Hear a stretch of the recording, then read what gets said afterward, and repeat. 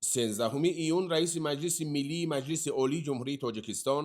раиси шаҳри душанбе муҳтарам Рустами ЭМОМАЛЛИ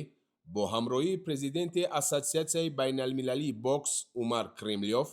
дар ноҳияи Синои Пойтахт бо гузоштани санги асос ба корҳои Сохтмони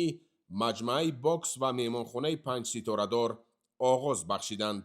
зимни шиносоӣ ба раиси шаҳр муҳтарам Рустами ЭМОМАЛЛИ иттилоъ дода шуд, ки маҷмаи бокс дар масоҳати 215 гектар сохта шуда, аз 3 ошиёна бо 7000 ҷойи нишаст ва таваққуфгоҳ бо 204 ҷойи мошин иборат мебошад.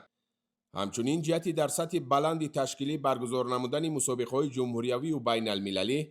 дар паҳлӯи маҷмаъ меҳмонхонаи муҳташами 5-Ситорадор дорои 340 ҳуҷраҳои барҳавои люкс ва стандарт хоҳанд буд.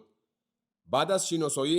муҳтарам Рустами ЭМОМАЛЛИ ба масъулон ва сохтмончиён барои дар муҳлати муайян гардида ва бо сатҳ ва сифати баланду ҷавобгӯ ба стандартҳои ҷаҳонӣ сохтани маҷмаи мазкур дастур ва маслиҳатҳои муфид доданд.